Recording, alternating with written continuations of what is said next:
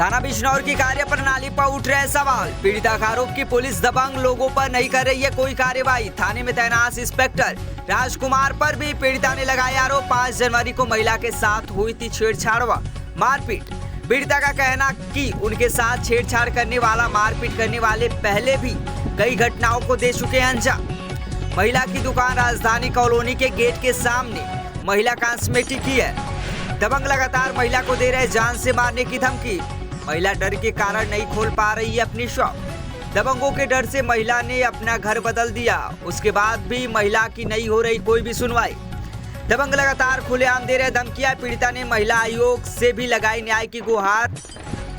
महिला और उसके पति व 1-1.5 साल का बच्चा है। महिला काफी डरी सहमी राजधानी छोड़ने की कह रही है बात। क्या राजधानी की पुलिस महिला को दिलाएगी न्याय या फिर महिला लखनऊ छोड़ने को हो जाएगी मजबूर? महिला न्याय की आस लेकर दर-दर की ठोकरें खाने को मजबूर। महिला सुरक्षा के बड़े-बड़े दावे की उड़ रही है धज्जियां। महिला का कहना है कि एसएचओ साहब हमारे परिवार की सुरक्षा की जिम्मेदारी नहीं ले रहे हैं और ना ही कोई केस दर्ज कर रहे हैं। एसएचओ साहब की लापरवाही मेरे परिवार की ले सकती है जान। थाना बिजनौर के घसियारी मोहल्ले का है मामला। बहुत सारी गंदी चीज़ें मैंने बीएड किया है, मैं नर्सिंग का भी कर रही हूँ कि अपने फ्यूचर, अपने बच्चे के लिए फ्यूचर बनाऊँ। इसलिए नहीं कर रही हूँ कि मैं आगे चल के मर जाऊँ। अगर यही सब कुछ करना है तो इससे अच्छा है कि हम क्यों भागे, सज़ा हम भुगत रहे हैं। यहाँ से एसपी ऑफिस, अधिकारी, सबके पास मैं भाग रही हूँ, मैं जा रही हूँ। वो लोग आराम से उसी मोहल्ले में घूम रहे हैं। उन लोगों को कोई नहीं पकड़ रहा है। मेरा छोटा सा बच्चा 1.5 साल का, सर आप उसका मुँह देखिए, वो उसको लेके हम गली गली टहल रहे हैं जहाँ हम कभी नहीं गए। जब कुछ नहीं कर सकते तो महिला का ये हेल्पलाइन नंबर 1076-1090 ये फर्जी के क्या नाटक है? कुछ नहीं होता इससे। गोरखपुर वाले कहते हैं लखनऊ में बात करो, लखनऊ वाले कहते हैं सीएम जी दिल्ली में है, दिल्ली वालों का फ़ोन नहीं लगता है। किसी तरह इंस्टाग्राम, फेसबुक से मीडिया का नंबर लेके कहाँ से हम परेशान हो रही है हम जानते हैं ना, दूसरे कोई नहीं जानते हैं। उसके बाद सर गालियाँ बक रहे थे, लगातार उल्टा सीधा बोल रहे थे। इस बात पे हम नाराज़ होकर बोले, हमने कहा कि ऐसा है अगर इस तरह तुम लोग करोगे तो हम जाके कंप्लेन करेंगे थाने पे। तो उन लोगों ने क्या किया कि सीधे गाली देते हुए मुझे पूरी मार्केट के सामने, मेरा छोटा सा बच्चा, हस्बैंड ऑफिस में थे, पूरी मार्केट के सामने मुझे गिरा के मारा। बहुत मारा, हाथ से पैर से जितना मारा, मेरी जितनी ताकत थी मैंने उस लड़के को पकड़ रखा था। लेकिन उसके बावजूद भी जो ऑनर था वो कह रहा था कि मार लो, देखते हैं इस साली को कौन बचाता है। कोई नहीं बचाएगा, मैं देख लूँगा। ऑनर का क्या नाम है जो लड़का? शंकर राजपूत, लगाते राजपूत हैं, लोधी है एक्चुअल में। लड़के का क्या नाम है जो मार? दीपक साहू। उसके बाद सर वहाँ पे जब मैंने अपने हस्बैंड को, मतलब सबसे हाथ जोड़ के कहा कि प्लीज़ मेरे हस्बैंड को कोई फ़ोन कर दीजिए या बुला दीजिए, इसको पकड़ के रखिए। ऑनर ने मेरे हाथ से इसको छुड़ा करके भगा दिया। भगाने के बाद क्या कहते हैं, जब उनके घर वाले आए और भी लड़के आए, मुझे गुस्सा आ रही थी कि कोई मेरा सपोर्ट नहीं किया, मुझे बचाया नहीं। मैं अपना वहाँ पे एक चेयर थी, मैंने उसको फेंक दिया। तो उनके घर वाले और गाली देते हुए मुझे मारने की कोशिश की। तब तक मेरे हस्बैंड आ गए, वो लेके मुझे सीधे थाना बिजनौर गए। वहाँ पे 3 एप्लीकेशन मुझसे लिखवाए और बोले कि आप जाइए घटनास्थल पे। वहाँ पे दरोगा जी पहुँच गए हैं। वापस सर जब छोटे से बच्चे को लेके हम वापस गए जहाँ पे मुझे मारा गया, परेशान किया गया, देखा तो वहाँ पे कोई नहीं था। पूरी मार्केट बंद, ना कोई दरोगा, ना कोई पुलिस, ना कोई सिपाही, कोई नहीं था। फिर आधे घंटे वेट किया, फिर हम गए वापस बिजनौर थाने में। रात 10 बजे तक वहाँ बैठे थे कि हमारी FIR लिख लीजिए, हमको जो है मेडिकल करा दीजिए, पर उन लोगों ने कुछ भी नहीं किया। रात 10 बजे SHO ने खुद मुझे धमका के भेज दिया कि कहाँ कोर्ट कचहरी लड़ोगी। और राजकुमार थाना बिजनौर के राजकुमार है वो। उसके बाद उन्होंने वहाँ से फिर मुझे वापस कर दिया डरा धमका करके। उल्टा सबसे क्या कह रहे हैं कि महिला ने खुद ही मना कर दिया है मेडिकल कराने से और FIR लिखने से।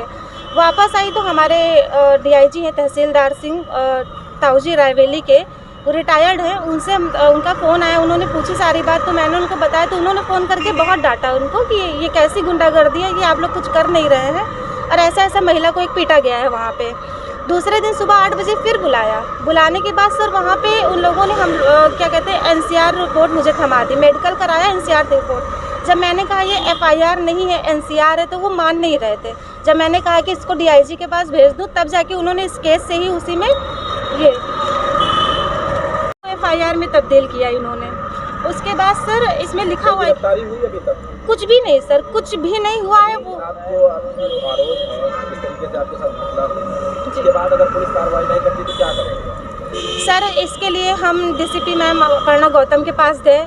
उन्होंने भरोसा दिलाया कि परेशान मत होइए, वो लोग अगर पाताल में भी छुपे होंगे तो निकाल लेंगे उनको। वापस हम लोग वहाँ से आ ही रहे थे कि शॉप के पास ही बाहर अपने घर के बाहर पहुँचे ही थे मार्केट के सामने कि वही लोग मुझे घूमते हुए दिखे। तो मैंने इंस्पेक्टर को फ़ोन किया कि सर आप आइए, देखिए ये लोग यहाँ पे घूम रहे, हो सकता है फिर मारे या मेरे पति को मारे या मेरे बच्चे को नुकसान पहुँचाए, तो आप फिर आ जाइए सर, देखिए ये लोग फिर से यहाँ पे गए। उनके घर वाले भी परेशान कर रहे थे। तो सर इंस्पेक्टर ने साफ मना कर दिया कि मैं अभी नहीं आ सकता, मैं काम से जा रहा हूँ और मैं अभी आऊँगा थोड़ी देर बाद। 3 घंटे वेट करने के बाद जब वो फिर नहीं आए तो दूसरे दिन हम लोगों ने फिर इसी तरह फ़ोन किया कि सर ये कैसे चलेगा, ये लोग यहाँ पे घूम रहे हैं, आप इन लोग को पकड़ नहीं रहे हो। वो लोग बराबर हम लोग का हंसी मजाक उड़ा रहे हैं कि कुछ नहीं कर पाए, देखिए इन लोग का कुछ नहीं हो सकता। आपको न्याय नहीं मिला क्या करेंगे आप? अगर हमें न्याय नहीं मिला सर तो पहली बात ये जो योगी जी कहते हैं कि महिलाएं सुरक्षित है, मुझे तो ये लग रहा है कि मैं महिला हूँ, मुझे पीटा गया। जब मेरे लिए कार्रवाई नहीं हो रही तो मेरे पति के लिए क्या होगी? कल को अगर उनको काट के फेंक भी दिया जाएगा तो कोई है बचाने वाला? मेरे बच्चे की जिम्मेदारी थाने SHO राजकुमार साहब लें कि ठीक है इनके बच्चे माँ बाप को या कुछ भी होता है तो इनके बच्चे की परवरिश मैं करूँगा, इनके घर की जिम्मेदारी ले, तब तो हम यहाँ पे रुके। और अगर इसी तरह चलता रहा सर 2 महीने, 5 जनवरी से 2 महीने हम लगातार भाग रहे हैं। कभी SP ऑफिस जाते हैं, कभी कमिश्नर ऑफिस जाते हैं, कभी महिला आयोग में जाते हैं। क्या होता है, एप्लीकेशन के लिखने के पहले तक एप्लीकेशन लिखिए मैम, बहुत ज़रूरी है, एप्लीकेशन लिखिए। और जिनके लिए वो एप्लीकेशन हम लिखते हैं वो पलट के एक शब्द भी नहीं पढ़ते हैं। सिर्फ वो क्या करते हैं, साथ में उनके एक आदमी आता है, बताता है मैम ऐसा ऐसा हुआ। जब उनको बता के ही सुनना तो एप्लीकेशन लिखाते क्यों हैं, क्यों परेशान करते हैं? ये CM जी के लिए ये एप्लीकेशन मैंने लिखा दिल्ली के पते पे। सबसे पहला नंबर निकला गोरखपुर का। वहाँ पे मैंने 10 मार्च को फ़ोन किया तो वो क्या कह रहे हैं कि बेटा परेशान मत होइए, कल मैं देखिए SP ऑफिस में फ़ोन करूंगा, आप वहाँ पहुँचिएगा या फिर कल मैं आपको बताता हूँ, आज काउंटिंग हो रही है, कल मैं आपको बताता हूँ। थाने पास जाती तो वहाँ आपका मुकदमा दर्ज होना चाहिए। कौन से संबंधित थाने? मुकदमा दर्ज होना चाहिए सर, सब कुछ तो कर चुके हैं, दर्ज हो गया है ना? ये सब तो सब कुछ कर चुके हैं। आपको फाइनली अगर न्याय नहीं मिला, सरकार कहती है कि हम महिलाओं तो फिर सर कुछ करने की जरूरत ही नहीं, हम लोग को बीच चौराहे पे खड़े करके मार दें। उसके बाद क्या करिए? हमें तो सर बहुत सारी चीज़ें दिमाग में आती हैं, बहुत सारा दिमाग में उल्टा सीधा। कभी कभी इतना डिप्रेशन में चली जाती हूँ, रोती हूँ, परेशान होती हूँ कि अगर हम नहीं सुरक्षित है तो हम अपने बच्चे को कैसे सुरक्षित रखेंगे। मैम क्या नाम है आपका? मुख्यमंत्री आवास आई थी, क्या मामला है? सर हमारा नाम पल्लवी सिंह है, हम रायवेली के रहने वाले हैं, लखनऊ में अपना परिवार लेके रह रहे हैं। मेरा छोटा सा बच्चा है 1.5 साल का और मेरे हस्बैंड है, और मैंने B.Ed कर रखा है। मैं अपने पति के सपोर्ट के लिए अभी जॉब नहीं कर सकती, छोटा बच्चा है, इसलिए मैंने अपनी एक छोटी सी शॉप डाली है PGI रोड बिजनौर में, PGI रोड घसियारी मोहल्ले में। वो हमारे बजट के हिसाब की शॉप थी, इसलिए हमने वहाँ पे 11 अक्टूबर को अपनी एक छोटी सी शॉप डाली है कॉस्मेटिक की।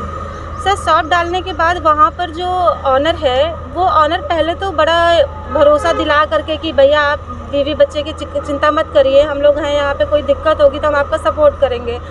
पर सर इसी बात को लेके मेरे हस्बैंड भी थोड़ा निश्चिंत हो जाते थे कि चलिए ठीक है, हमारे बीवी बच्चे को ध्यान देने के लिए वहाँ पे लोग हैं, अपना कोई टेंशन नहीं है। थोड़े ही दिनों में सर उन्होंने एक विवादित ज़मीन में हम लोग को फंसाने की कोशिश की कि भाभी आप ले लीजिए और आपके लिए अच्छा होगा, आप छोटा सा घर बनवा लीजिएगा। तो जैसे ही मैंने 1 लाख रुपए भी दे दिए थे हम लोगों ने भरोसे में कि चलिए ठीक है, अच्छा अपना घर बन जाएगा, छोटा सा सही है, अपना भरोसा करते हैं।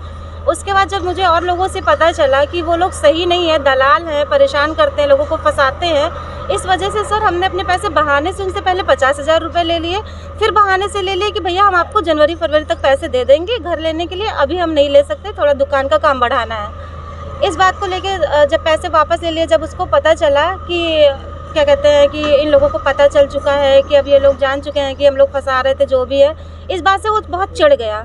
फिर हमारी शॉप पे वो 2-2 घंटे 1-1 घंटे लगातार बैठे रहते थे। वो ऑनर थे इसलिए संकोच में हम कुछ कह नहीं पाते थे कि चलिए ठीक है बैठे हैं, क्या कह सकते हैं, इतना सारा पैसा लगाया है शॉप पे, मुझे यहाँ से जाना पड़ेगा, तो ऐसा वैसा करके फिर सर हम लोग जब ज़्यादा परेशान हो गए तो क्या हुआ कि मैंने एक दिन उनसे कहा, मैंने कहा ऐसा है कि आप यहाँ से निकलो। कभी कहते थे कि भाभी जी नाच के दिखा दीजिए, कभी कहते थे कि भाभी जी ऑर्केस्ट्रा लगवाएं। तो इन सब चीज़ों से परेशान होकर सर हमने हस्बैंड को भी नहीं बोला। मुझे एक दिन बुरा लगा तो मैंने उनको जवाब दे दिया कि आप अपनी बीवी को क्यों नहीं बुला लेते हैं। इस बात से वो नाराज़ हो करके इस बात से भी चिढ़ गए और फिर लगातार परेशान कर रहे थे, आके शॉप पे बैठे रहते थे। 5 जनवरी को सर हम अपनी शॉप पे बैठे थे। वो इस बात से चिढ़ गए थे क्योंकि मेरे हस्बैंड ने एक दिन पहले बोल दिया था कि हम यहाँ पे मार्केट में आपके यहाँ शॉप नहीं लेंगे, आप हमारी वाइफ के पास मत जाइएगा, मैं अपना शॉप बदल दूंगा यहाँ से। तो फिर उन्होंने ये बात समझाई। उसके बाद वो इस बात से इतना चिढ़ गए कि दूसरे दिन जब मैंने कोई गलत काम किया नहीं तो मैं अपनी शॉप पे क्यों ना बैठूँ। मैं अपनी शॉप पे पूरा दिन बैठी थी। फिर मेरा 1.5 साल का बच्चा है, उसको मैं थोड़ा सा टहलाने के लिए, ठंड के दिन थे तो बाहर धूप में थोड़ी देर के लिए 5 बजे शाम में निकली। वो लोग पहले से तैयारी करके बैठे थे कि ये मुझसे मतलब जो है ज़रा सा कुछ